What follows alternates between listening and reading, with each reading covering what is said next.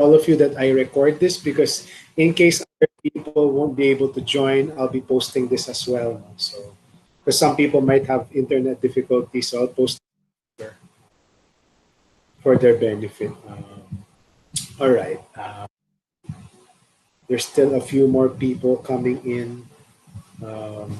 Maybe next time I'll try Zoom. No? I'm still trying to learn how to host Zoom meetings, but in the meantime, we'll use.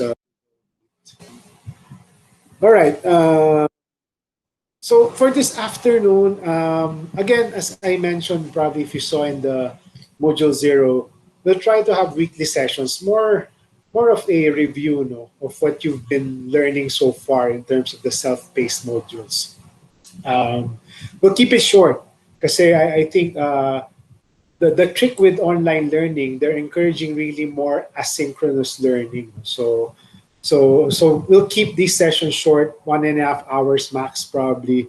In the meantime, we'll do most of the learning probably through Canvas.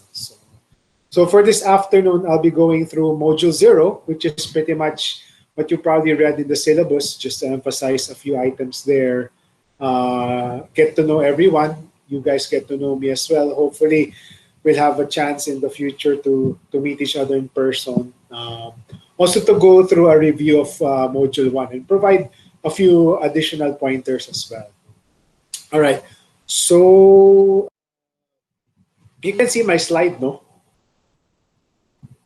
All right, I can see people nodding, that's good. All right, so just an outline of what we're gonna cover today, no? Some ground rules, and some etiquette that will follow not just today but also in the future as we have these synchronous sessions. I'll introduce myself as well, so at least you get a chance to get to know me some more. Overview of the course, and then I'll just go through our graded assignments. I'm sure you guys are interested in that as well. The required readings that we have, class policies, and consultation hours that I have. All right, this is Module 0, by the way. So I'll cover Module 1 later on. So again, this is being recorded. I would request that you always mute. I think everyone is muted, which is great. Thanks for doing that.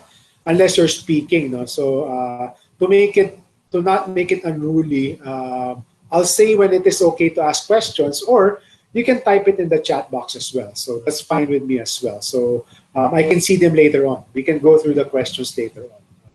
Then if you really want to ask your questions verbally, just ask permission first. No? When I give the prompt, when it's okay to ask questions. And up to you, no? Feel free to show your video or not. It's not required, but hopefully when we do a round of introductions, you can at least show your videos, so at least I see your faces at least this once. No? And then please let me know if I'm breaking up as well. Because you know, in the Philippines, sometimes our connections get choppy. So just let me know. All right. So me, who am I?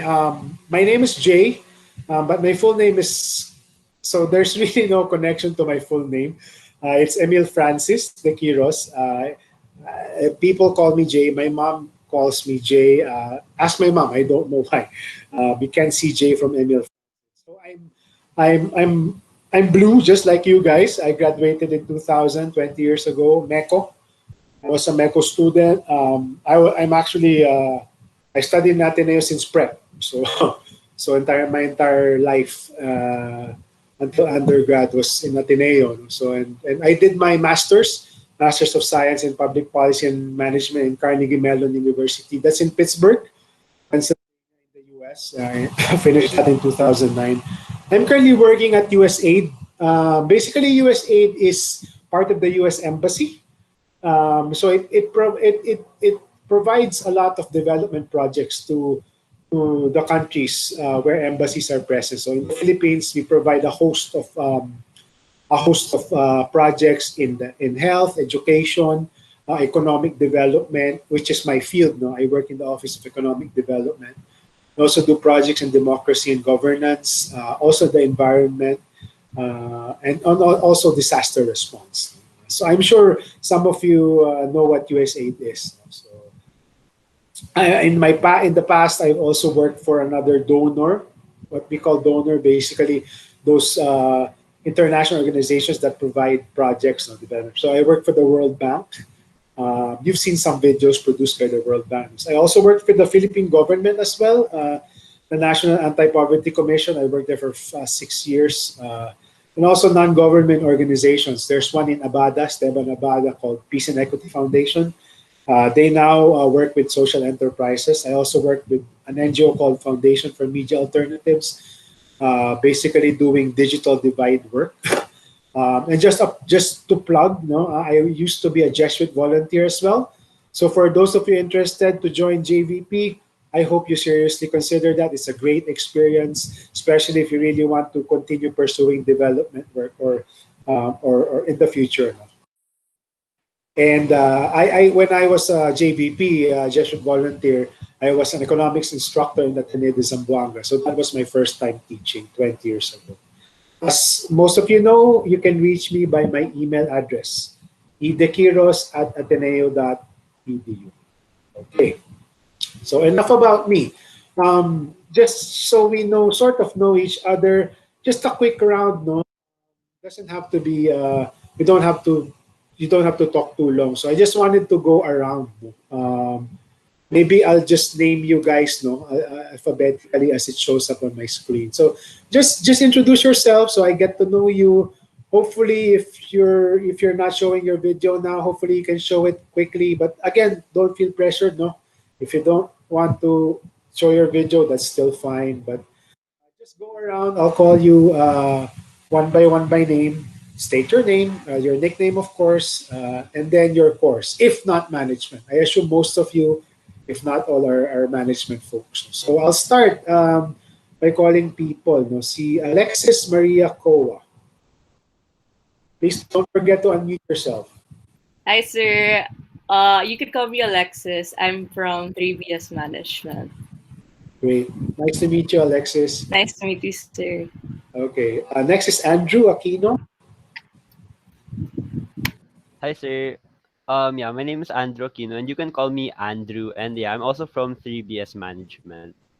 Great. Thank you. Next is Bea Barleta. Hi, sir. I'm Bea Barleta, and I'm from management also. Great. Thank you, Bea. Next is Belle Andrea Valencia. Hi, sir. I'm Belle from management also. Okay, great. Thanks, Belle. Next is Brian Lee. No, sir. Brian Lee. I'm also from management. Okay. Thanks, Brian. Next is Cheska Galang. Hi, I'm Chaska and I'm from management as well. Okay, great. Thanks. Emilio Gonzalez. Hi, I'm Emilio. I'm management also. Okay, great. Thanks, Emilio. Next is Gerard Mendoza. Hi, sir. I'm Gerard, and from BS Management also. Okay, thanks, Gerard. Next is Jason Fernandez. Hello, sir. I'm Jason Fernandez. You can call me Jason, and I'm also from BS Management. Thanks, Jason. Next is Joaquim Leandro del Castillo.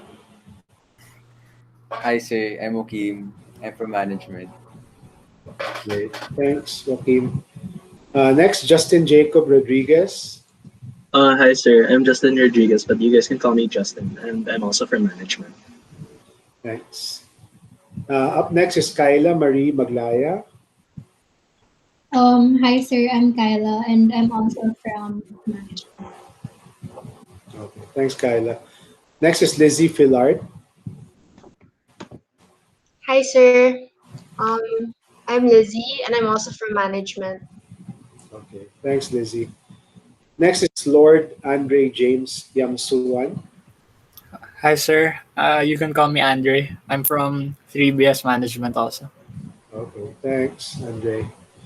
Next is Maria Rocio Andrea Escanio. Hi, sir. My name is Rocio. I'm from 3BS Management. Okay, great. Thank you. Next is Mark Gregory Pimentel. Hi, sir. You can just call me Greg. And yeah, also management. Yes, thanks, Greg. Next is Maria Monica Martinez. Hi, sir. You can call me Monica. I'm from KBS Management. Okay, thanks, Monica. Next, Mia Camille Kisumbing. Hi, sir. I'm Mia. I'm from BS Management. Great. Mia, thanks. Nina Mikal Herrera. Hi, sir. You can call me Nina, and I'm from management as well. Okay, thanks, Nina. Next is Paulo Gerard Supetran. Hi sir, you can call me Paolo, but I'm from also 3BS Management.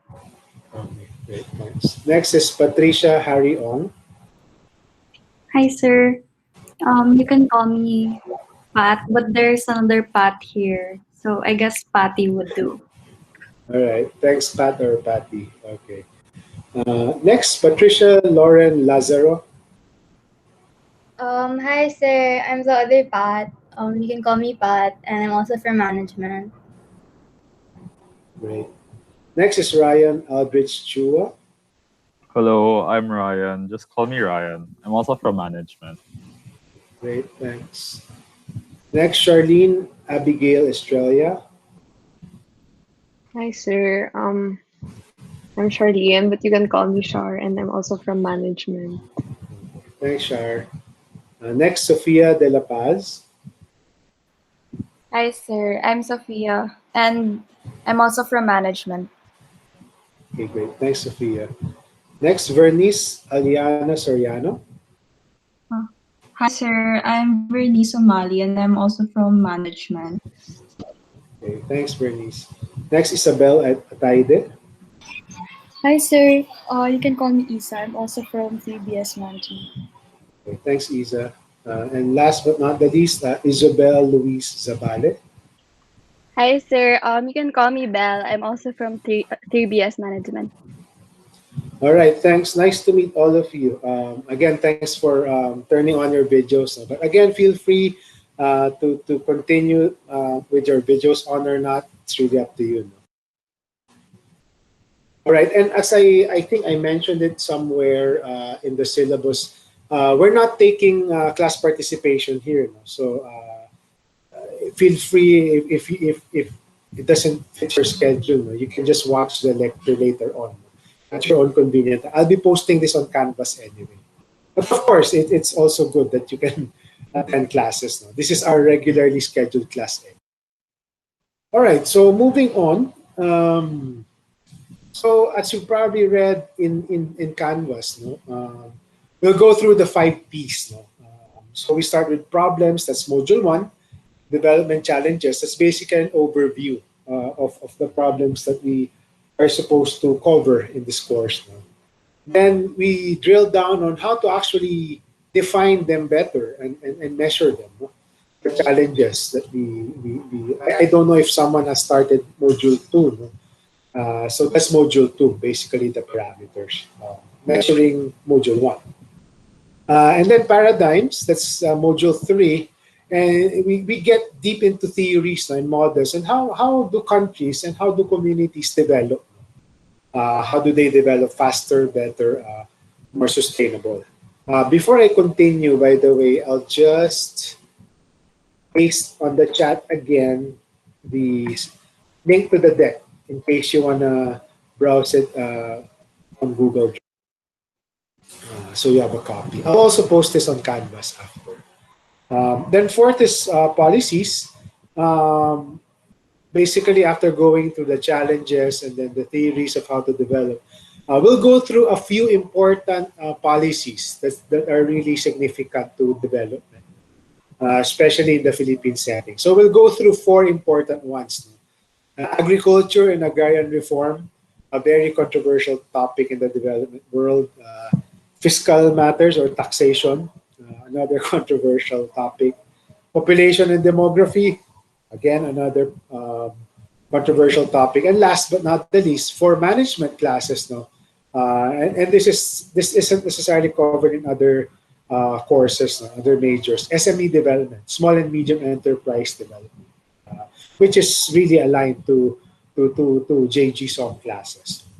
And the fifth one also, aside from the integrated output that we'll do with your NSTP classes and the marketing research class, no, your major. For this class, I'll also cover what we call private sector engagement or shared value. So remember, if you remember in Module 1, we had a short video of the role of the private sector in the SDGs. So for Module 5, we'll do more elaboration. We'll elaborate more on that theme.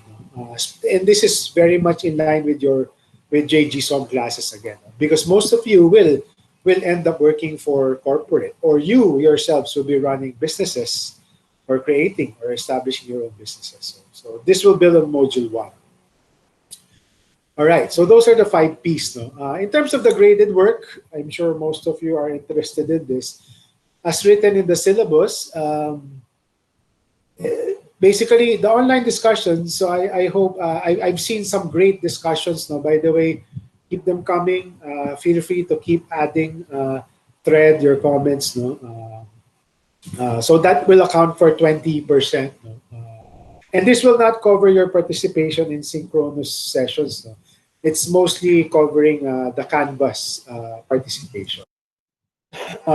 Individual paper, I don't know if, I doubt you guys have reached this in Module 2, no? But I provided some details on that at the end of Module 2. So that will account for 25%. That's to be done individually. Of course, you guys can confer with one another, no? But you have to turn in an individually written piece.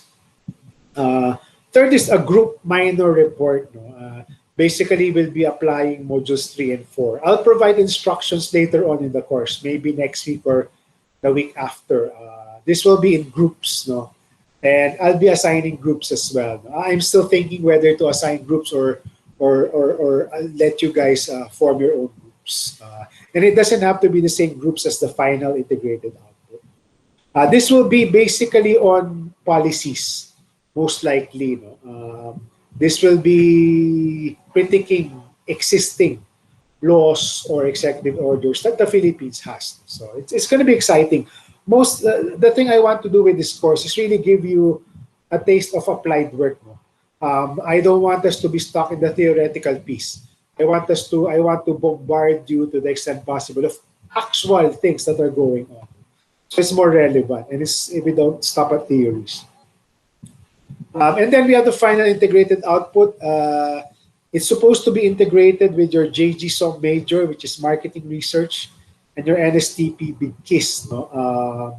We're still having discussions with your NSTP formators, as well as your JG SOM marketing research faculty, no? on the final outline or guidelines for this course. So stay tuned for that. No? We're still finalizing this.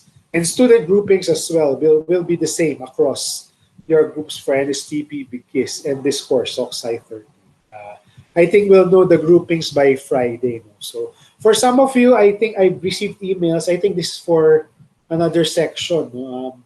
In case you don't have NSTP this semester or this quarter, please do let me know as well. But of course, we'll be letting you join another group as well that will have NSTP. So that's the plan. But stay tuned. We haven't finalized the guidelines. Anyway, that's still weeks away. So stay tuned for that. Main reference, as you've seen, is Todaro, Economic Development.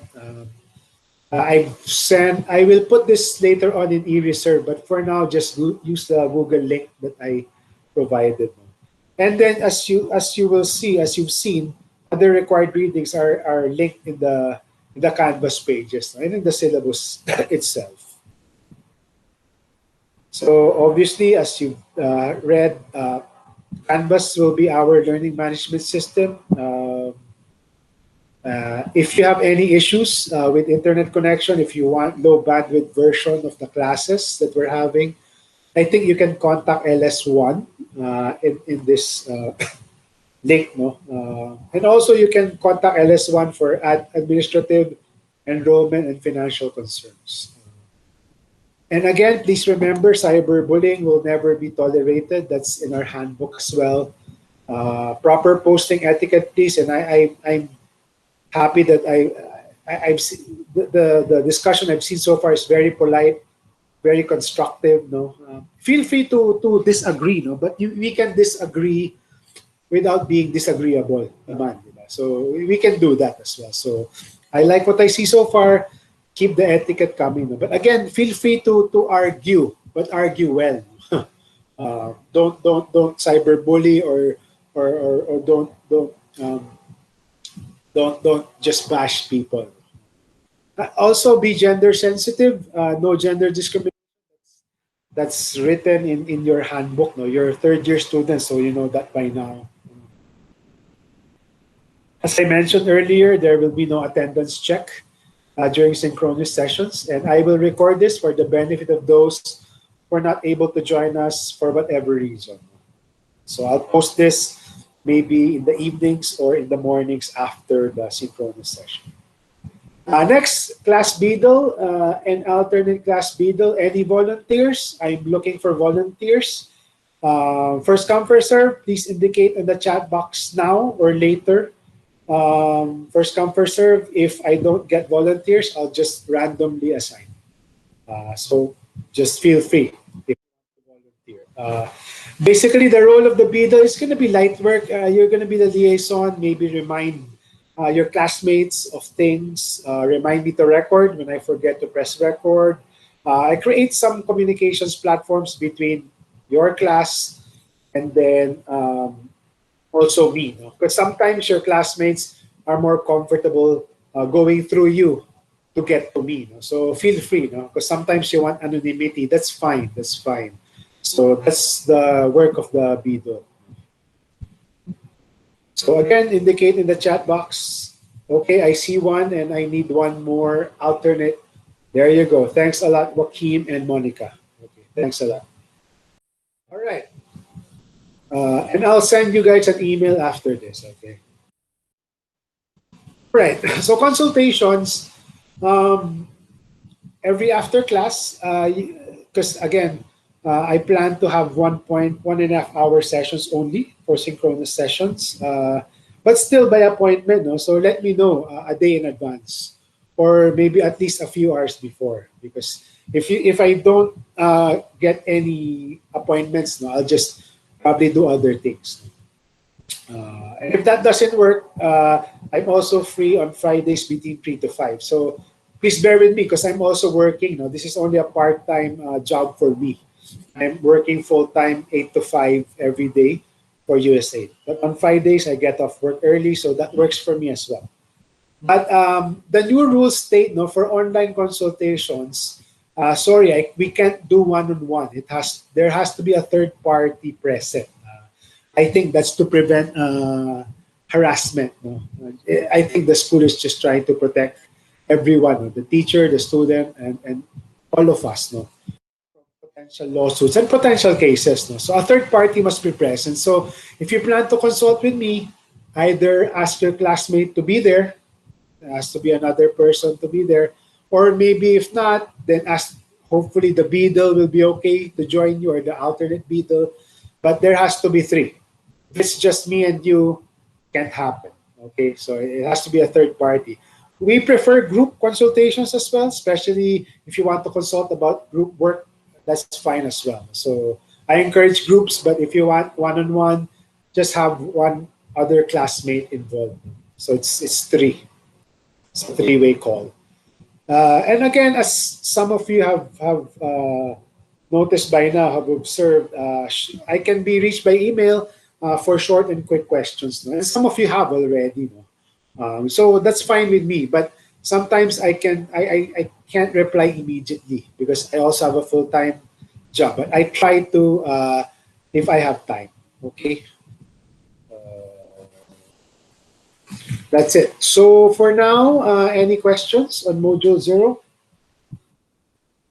You can raise your hand, or I mean, unmute yourself, ask the question, or write in the chat box. I'll wait for 1 minute.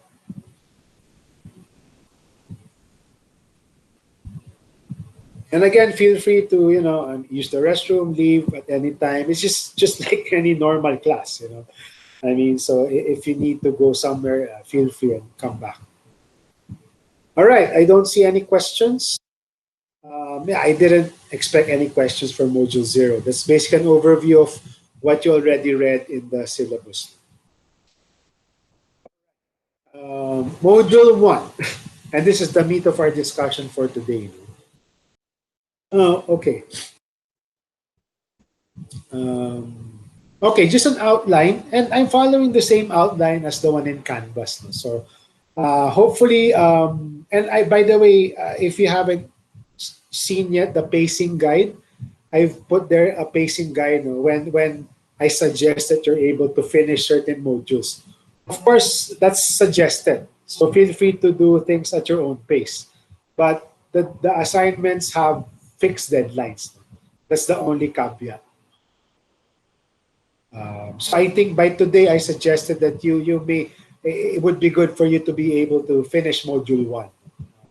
So this is basically this serves as a recap basically of module 1. So I'll go through the same outline as the one in Canvas. Development challenges. That's the first one. Aspirations. The distinction between economic development versus economic growth. And then moving on to sustainable development, what that is. And then as a result, the SDGs, Sustainable Development Goals, which is adopted by all the UN member countries. And then we have a short video on what the role of the private sector is. And then we close the session with a suggested paradigm of seeing the poor, not with pity, but understanding. So that's the outline. No? All right.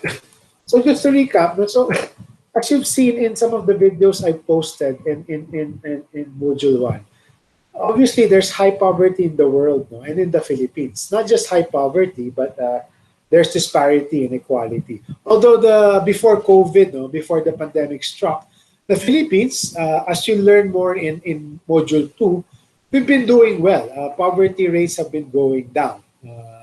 But then because of the pandemic, we see some worsening quality of life again due to COVID-19.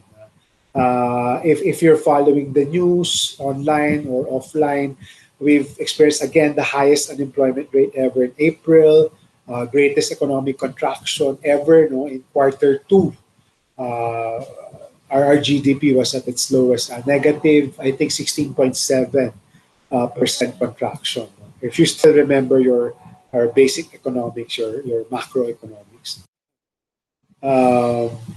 So as you saw in Module 1, no, so what is development economics? And this is in Todaro also. It's basically a study of how economies are transformed from low growth or stagnation to growth, and from low income to high income status, and overcome problems of absolute poverty. So to unpack that, basically think of the economy as a pie, pizza pie or whatever you want, buko pie or whatnot.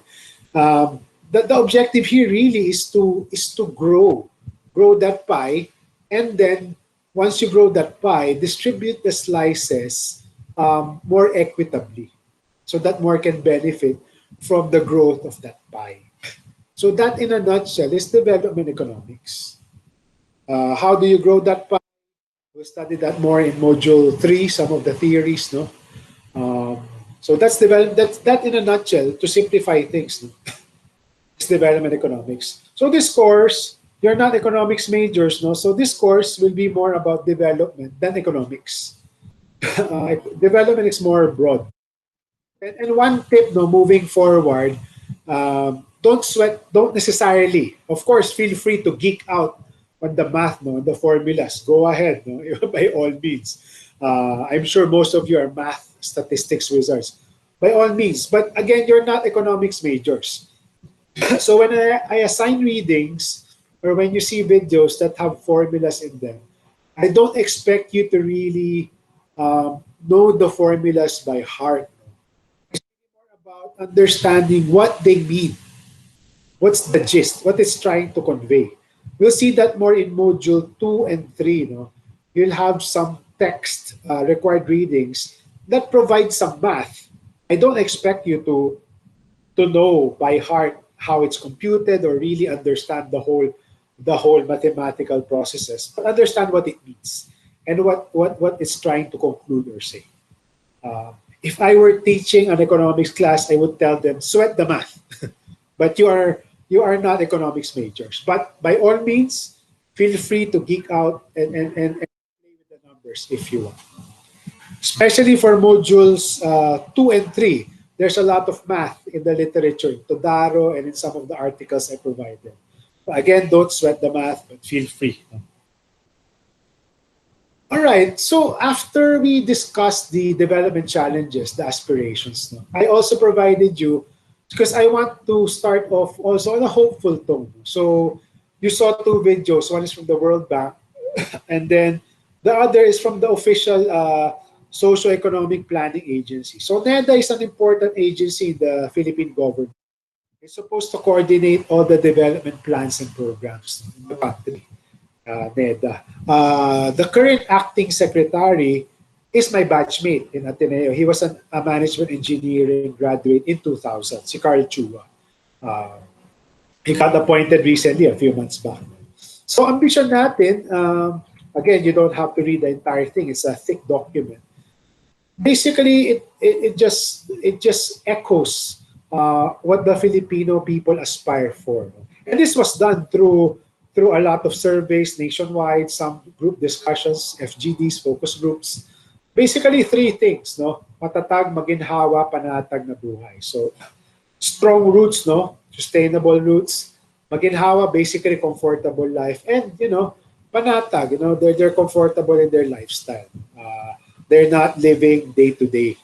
So, just to read it through, by 2040, all Filipinos want to enjoy a stable and comfortable lifestyle, secure the knowledge that we have enough for our daily needs, unexpected expenses, that we can plan and prepare for our own and our children. So our family lives together in a place of our own. We have the freedom to go where we desire, protected and enabled by a clean, efficient, and fair government. If you think about it, actually, these aspirations align well with the SDGs, no? These actually echo, no, at the national level the SDGs, because SDGs are actually global goals that all member countries want to achieve by 2030. All right.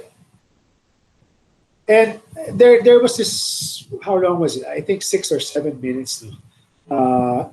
Economic development versus economic growth. So traditionally, when we say economic development, it basically just, the pie is just getting bigger. That's it. The country is earning a lot of income, etc., etc. Because economic growth basically just means there is growth in GDP or GNP. If you remember your basic economics, no? GDP or GNP is just basically the total economic output of the country. And of course, if you divide it by the population, you get a per capita or average income per person. But basically, what it's trying to say, development is not just about monetary gain or economic income. No? It covers the overall quality of life or standard of living. So economic growth, the ability to get money to increase incomes per person is only one component. It's a necessary component. Because if the country can't get more wealthy, how else can it benefit more people? So it's an important component, it's a necessary component, but only a single element of economic development. As you've seen, economic development is much broader. It includes the overall quality of life. So think again of your aspirations. Economic development means all of these things. Development means all of those different It's much broader. So I just wanted you to know that. Because again, before, whenever they measure countries' progress, it's just all about GDP, GNP. But we should not stop there, as you've seen in the SDGs. All right. What about sustainable development? So the thing is, you want to grow the pie, and then you also want the pie to translate into better quality of living, better health, better education, better outcomes. In recent years, we've been hearing more about sustainable development because you can develop, no countries can develop, but it doesn't mean it is sustainable. When you say sustainable, in simple terms, no, this is trying to simplify things. And you can refer back to Dr. Jeffrey Sachs, no, the video in Module 1. Sustainable development, sustain, no, it means it's continuous. It's development that meets the needs of the present without compromising the ability of future generations to meet their own needs. So, for example, no, in the Middle East, no, they keep getting rich because they keep selling oil. But then, if the oil stops, and then we become more strict when it comes to clean emissions, then what happens to them? Their development will no longer be sustainable. The keyword is sustain. And that's why we now emphasize all of these environmentally sustainable goals, no, as you see in the SDGs. It's all about developing, but not at the expense of the environment, ensuring that the succeeding generations will also develop. No? And it's not just a one-off thing where we get rich at the expense of the environment and then that's it. Now, what about the future generations? So that's sustainable development in a nutshell. No? And again, you can go back to the video of Dr. Jeffrey Sachs. He's more articulate than me. And that brings us to the SDGs. Sustainable Development Goals. No? Again, if you see the video, before the SDGs, there was this Millennium Development Goals, no? Which were done in the year 2000, basically an agreement by all member countries to achieve goals by 2015. But then they started, because if you've seen The Inconvenient Truth by Al Gore, the discussion ultimately focused on climate change, on sustainable development. They now emphasized more the sustainability piece. So if you're going to compare the MDGs with the SDGs, the MDGs only had one goal that emphasized the environment. I think it's goal 7 on sustainable environment, became a catch-all.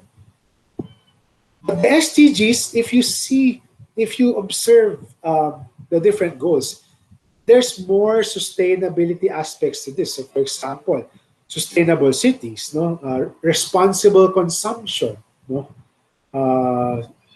climate action, life below water, biodiversity, life on land. So more emphasis on clean energy. So more emphasis really on the sustainability. And when you talk about sustainability, in many aspects, it's synonymous to the environment. Of course, it doesn't necessarily have to mean the environment, but when we talk about sustainable development, it more or less automatically becomes synonymous with sustainable development automatically becomes synonymous with the environment.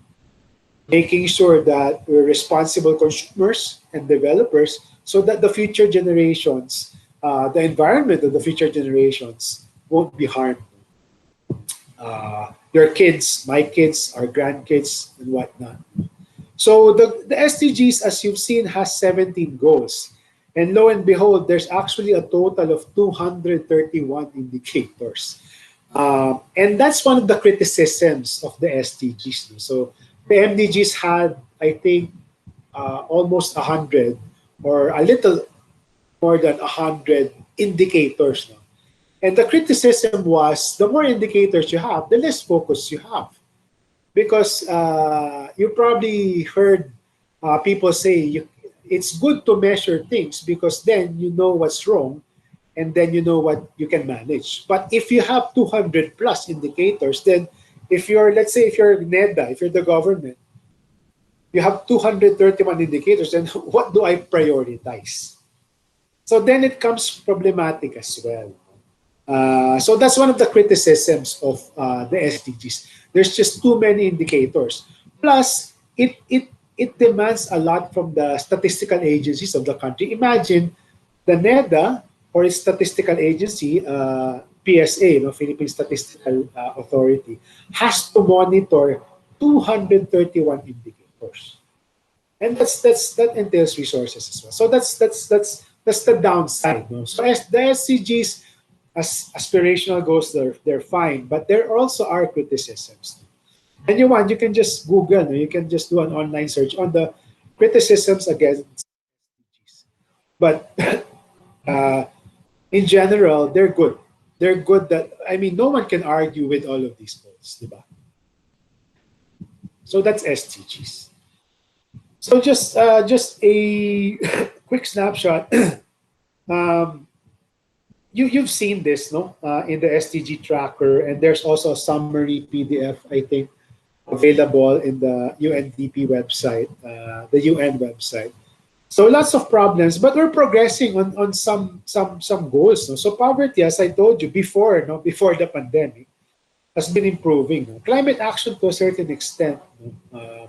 But there are also some red flags, no? And I want to highlight them there in the next slide. And these are the things. No? So for goal 2, for example, hunger. No, we're having problems with stunting, wasting.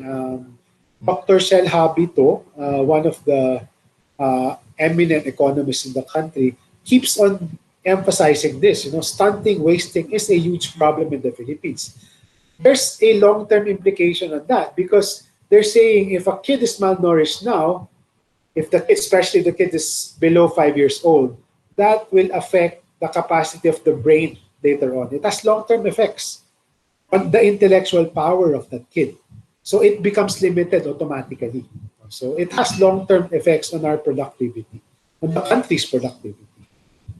Health also, no? We're having problems with lifestyle diseases, as they say. No? So blood pressure, high BP, kidney diseases, etc. Those are mostly non-communicable diseases, lifestyle diseases. From our non-activity, less exercise, processed food. TB has been going up. That's why in USAID we have projects on TB. Life expectancy has stagnated. It hasn't really gone down. No? So most countries, when they develop, life expectancy also goes up. But us, we've sort of reached a plateau. No? So that's also a red flag for us. Teenage pregnancy has gone up as well. That's not good. For the goal number 4, education, enrollment rates have actually dipped a bit, and completion rates as well, which is worrisome.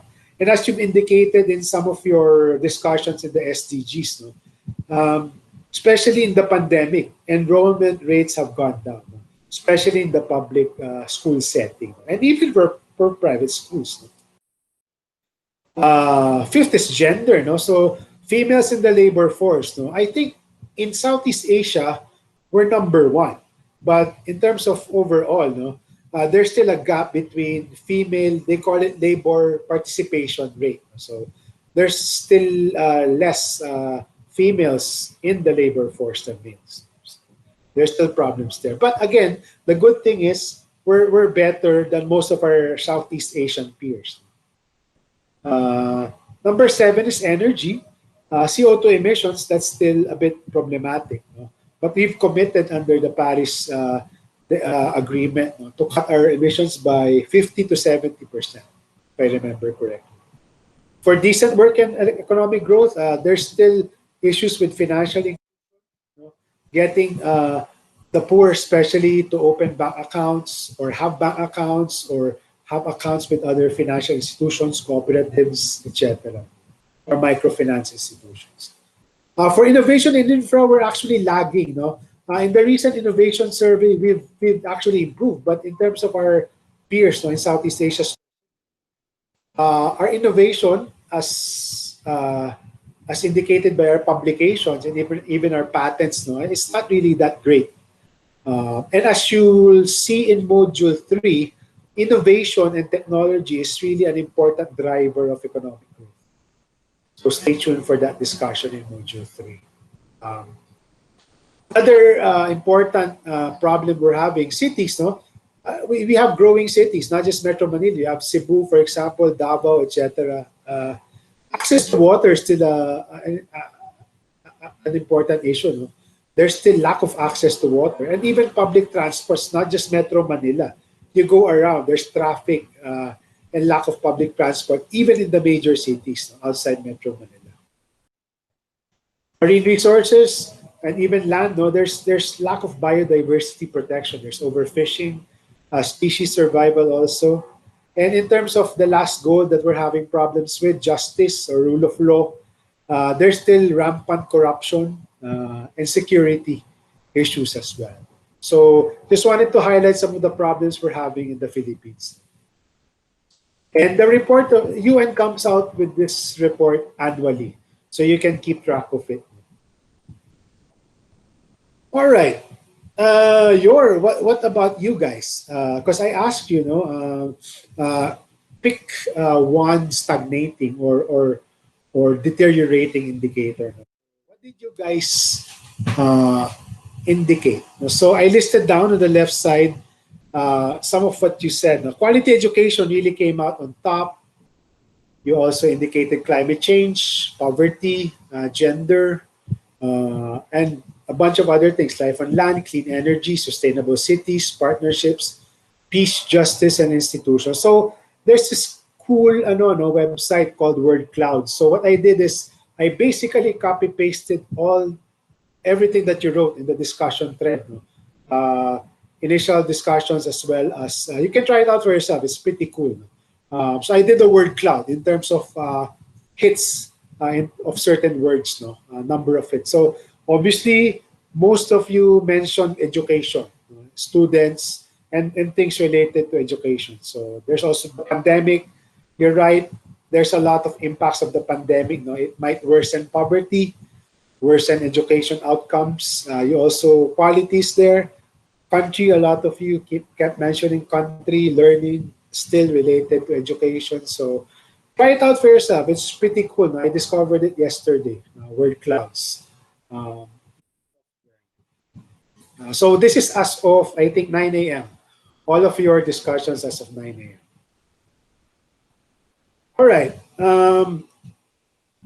Before I move on, I just wanted to provide some reminders on critiquing. I like what I see so far in the discussions, but I see that a lot of you provided some criticisms of the private sector, the government. Just wanted for future reference. This is for you, as you grow older, as you finish school, and then when you start working.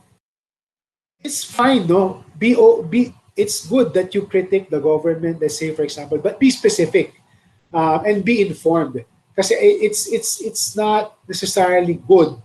I'm not pointing fingers. It's not necessarily good when you say, because the government, they're just corrupt.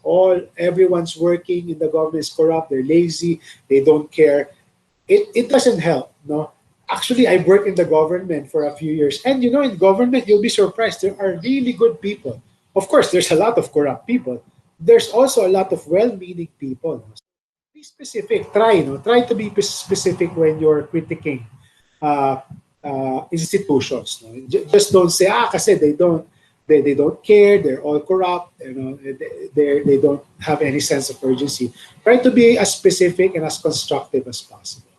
And be open to different viewpoints. And that means for you, since you're still studying, I would really urge you, one of the important things you can do really is read the news every day, whether it's online or offline, but avoid reading only one source. Be wary of news outlets that are biased for or against the current government. So for example, as far as I've observed, so Rappler is quite anti-government. Manila Times, for example, is super pro-government. So it's fine. Continue reading those publications as you see fit, but don't stop with one publication. Also, try to be open-minded and read other sources. Let's say Manila Bulletin, Business World. Those are my top two preferences actually, because I think they're the most objective. No? Manila Bulletin and Business World. If you're more inclined to read economic news, it's really Business World. So be wary of biased news sources. Continue reading them by all means, no. But please try to read other news sources as well. Think critically, ask critically. That's good as well. No? So especially when you critique, no, I would suggest that you also come up with recommendations as well. And we'll do a lot of that the next few modules. No? I'll ask you to critique certain things, ask you what do you think this local government or this government should do. So in this course, I will try to facilitate critical thinking in this class. And again, the last thing I want to see, no, it's nice, no, it's really good. When I was a student, I also joined protests. There is room, there is a time for protest, no. But I just want us to remember, avoid romanticizing dissent. Don't join protests just for protest's sake, no? Just because it's cool. Join protests because you really feel about the issue and you think you are well informed. I myself have had a fair share of my own protests when I was younger, and I still go through to some protests, no, in recent years. So that's fine. But whether it's this time as students or when you're working, I would urge you go beyond protest and do other things that can help as well. So I'm not saying don't go to protests, but I hope we don't romanticize that. Oh, it's nice. Being on the streets is cool. It's not about that. It's really being informed about the issue, and then joining protests and doing other things about them. So that's some reminders, no, as students. All right, and part of module, because you guys really are going to be working most likely in the private sector, no, in multinationals, national corporations, or running your own family-owned businesses, or even creating your own startups or large businesses in the future. I wanted to emphasize that the private sector has a role in development. No, so my question there, and which was answered in the video, what do the goals have to do with the private sector? Whenever we have development goals, no, usually what people think is not, that's the role of government or yung mga NGOs dyan, that's their role. No, actually, there's a changing mindset, changing paradigm. And part of it is pragmatic, no? Because, I don't know if you can see the slide, aid, no? Organizations like us. This was a record. See in your last, in the right hand of your of the slide. No? I think in 2017, no, the total, this is global, no, the total aid that went to developing countries was only 161 billion. Remittances were twice that. So aid means provided by the UN, by the World Bank, by USAID, NGOs as well. Remittances was double. Private investment, on the other hand, the international, was $928 billion. So that's, let's say, the likes of Coke, the likes of big multinationals like, let's say, Unilever or Procter & Gamble. They've invested $928 billion. And then the domestic, the likes of Ayala's, the likes of Ramon Ang sa Milcorp, they've put in 3.7 trillion worth of investments. And government, 5.5 trillion. Basically, in the pragmatic sense, the private sector has more resources. That's what it means, no? Beyond what USAID or other donors can provide, they have the resources to actually make a difference. So if you see in the left-hand side of the deck, in the 1960s, private capital, no, the money poured in, the investments made by corporations was only 29%. It ballooned to 2016, it ballooned to 84% private investment going to developing countries. So it's really private sector. That's the hope for achieving the SDGs. And it's not only that. No? So again, the estimated resources needed to achieve it, it's based on a UN estimate, 3.3 to 4.5 trillion. So as I mentioned, government and philanthropic resources are not enough. They're good. There's a role for NGOs. There's a role for government, obviously. But beyond them, it's really the private sector. Aside from resources, aside from money, what can the private sector bring? They bring the expertise, the technology, the innovation, being nimble, the discipline. So for example, let's say telecoms. If for example you leave cellular service to the hands of government, they won't be as good as the private sector because the private sector has already had much experience. So it's better let them lead the way.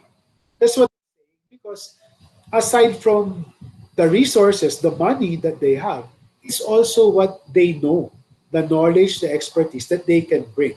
It's the value that they can offer. And take note, we're not saying private sector as philanthropy. And I see some of you mentioned CSR. No? It's actually, that's only one small piece of private sector's role in development. CSR is also philanthropy. But what I'm saying is, no, actually, if you think about it, the private sector can also make money in development. So it's a win-win. No? Development can take advantage of the resources, of the expertise, etc., of the private sector. But at the same time, the private sector can see opportunities also in development. And I'll have a good example after this slide to concretize this. And profit ensures sustainability. Diba? And again, profit is not necessarily bad. No? The extreme leftists will say, oh, profit is bad. No, profit is actually good because it's profit that incentivizes corporations to keep improving, and that makes it more sustainable. Diba? If there's no profit, why will the private sector keep doing things? Diba? So it's profit that makes things more sustainable. When I say sustainable here, I don't mean necessarily environment. No? It's sustainable in the broader sense. No? It makes things continue to happen. This is not part, the next slide is not part of your Canvas Module 1. So this is something new that I thought of the last few days. No? An example of private sector development in the SDGs. So all of you know Ayala Corporation, obviously. So Ayala, they're not only confined to the malls. No, so Ayala is a big conglomerate. They have business. They have a huge list of businesses: water, land. Globe is owned by Ayala. BPI is owned by Ayala. I'm not advertising Ayala, by the way. This is just an example. So yun. So what they did, because they wanted really to be part of the private sector that thinks of sustainable development. So they've aligned their core businesses, their different business units into the different SDGs. So I stole this from one of their brochures or web pages. It's pretty cool because, for example, and this proves that there's money to be made. So it's people benefiting from the expertise of the private sector. Let's say Manila Water. It's a private sector having expertise in water distribution. But at the same time, it's a win-win because the private sector can run a business, can make money in engaging in development. So Ayala also started a health service, itong AC Health. That too, I mean, they're responding to a need in development, but at the same time, they can make money. The only thing that's not making money for them is, if you see in the bottom left, is Ayala Foundation. That's really their CSR arm. So there is a role for corporate social responsibility. But if you think about it, CSR is a small part and it may not necessarily be sustainable kasi wala yung profit doon. To make things really sustainable in the private sector is with the profit motivation. So, yun so energy, banking, telecoms. No, telecoms, that's helping development, helping bridge the digital divide, and Ayala is making money at the same time. So it's a win-win. So that's the point I'm trying to make. In the future, I hope when you create your own businesses, you think of this. No? So you can participate in development, but at the same time, you can make money. And it's not bad. Profit is not bad as long as you're helping. And at the same time, that makes the business sustainable. Because if there's no profit, resources can dry up and then you don't have anything left. Diba? So that's a good example, no? Which is not part of your Canvas course. So that's a good example. And last thing I emphasized in Module 1, I asked the question, and there was a good TED talk. They said, don't pity the poor. Of course, pity the poor. They're going through a tough phase, a tough condition. But the point of the video was, don't use it as your primary lens. Of course, it's natural. It's but human. It's human to be sympathetic. It's human to feel pity. But the point is, don't stop there. Because the point is, if you stop at pity and you keep patronizing NGOs that profit, for lack of a better term, or get resources out of pity, then we keep sustaining the mindset that they are helpless. No? But the point is, no, the poor have resources. They have assets and they have solutions that they can offer. They can actually help themselves. Sometimes they just need, and you'll see this in your NSTP class, you'll realize they have resources. And sometimes they need some help in facilitating or learning how to use their own resources, as you saw in the video, to help themselves. So they have resources. And if you stop at pity, there will always be that power imbalance. Na tipong, I'm more powerful than you. And we don't want that. We want humility. That they have resources, we have resources, they're going through a tough time. It's not me, I'm the donor, you're the recipient. Pangit yun. Because, again, you sort of unconsciously sustain that you're more powerful than them. And that's bad. And the potential risk of that is you will have the messianic trap. When I was in college, by the way, I don't know if you've heard this organization called EDGE in Ateneo. They used to be called Kaingin. I used to be the president of Kaingin, which is now EDGE, a socially oriented organization in Ateneo.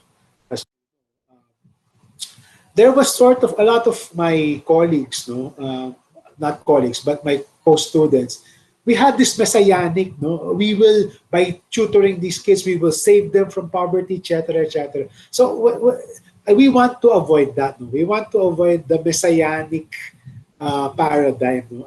We're more powerful than them. Sige, tayo yun. We're the saviors. No. Actually, what I want you to learn from this course is we will be helping them help themselves because they have resources. And we are not more powerful than them.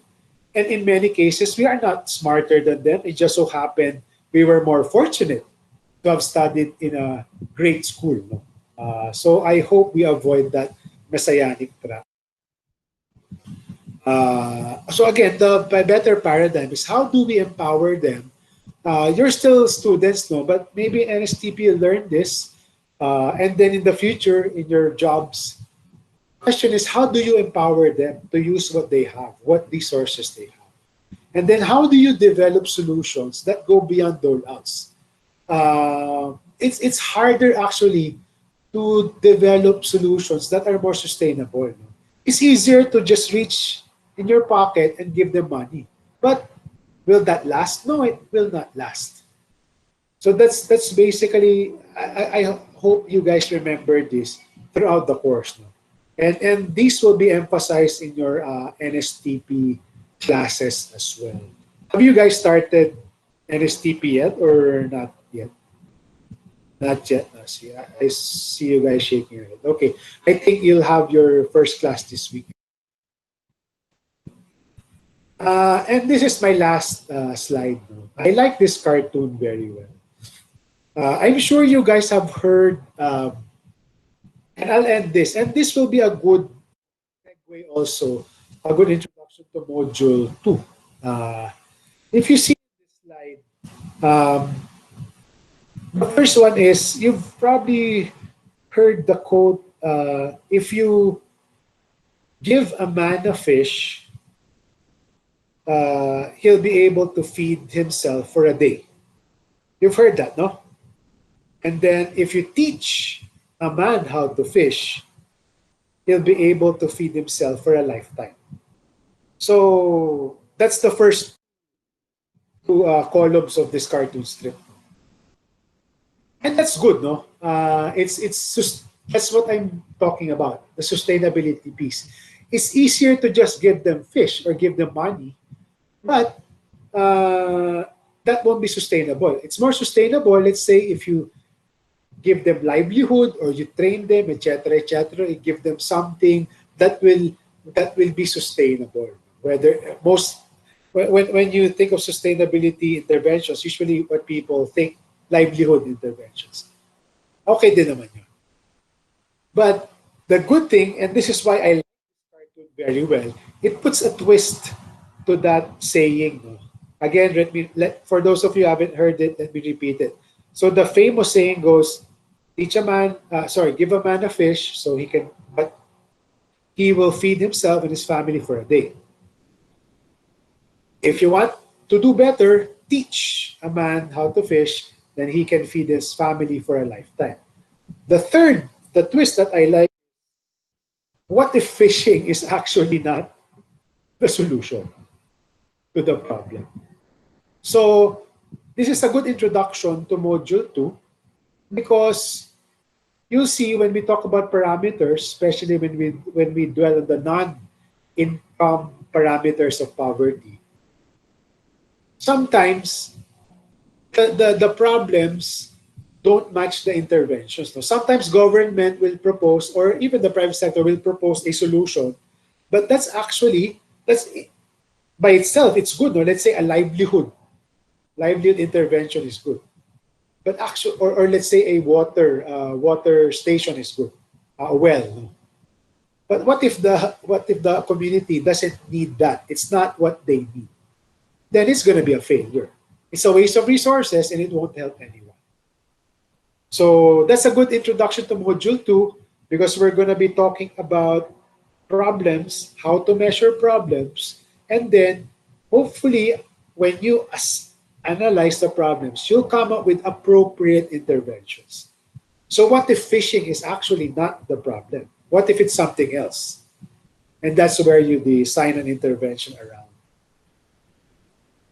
So that's the end of the module. This week, I'm an introduction to Module 2. So at this point, we have time. No? So if you have questions, feel free to put them in the chat box. Or if you want to speak, indicate first in the chat box that you want to speak. I'll call you because some of you might just unmute your mics at the same time. No? So to make it less unruly, just let me know in the chat box that you want to ask a question. And I'll call you. Or just type your question. So, all right. Let me switch off the presenting. Yes. All right. I can see you guys better. All right. Any questions? All right. Yes. Justin. Are you Justin or Jacob? Justin, no? Justin, sir. Justin. Justin, yes, it's actually gonna be the same. I was waiting for that list myself. No? So for the final, no, I haven't made up my mind for the minor output. For the final integrated output, yes, it's gonna be the same grouping. because whatever output you'll produce here is the same output for NSTP and marketing. So yes, it will be the same group. Yes. All And right, thanks, sir. by the way, I haven't received word. Who is your NSTP formator? If you know the name.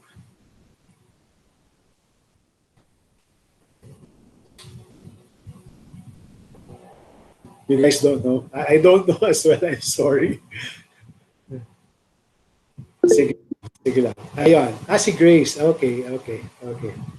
That's good. Okay, I've met her virtually as well. So, yeah. All right. And do you guys don't know your community yet, no? I don't think so. I'll reach out to Grace the next few days. All right. Any other questions? Yeah, whether it's module 0 or module 1, syllabus, etc. And a reminder again, September 27 for the assignment. That's module 2. Yeah.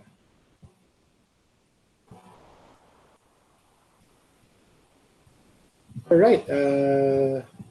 Are you guys sure?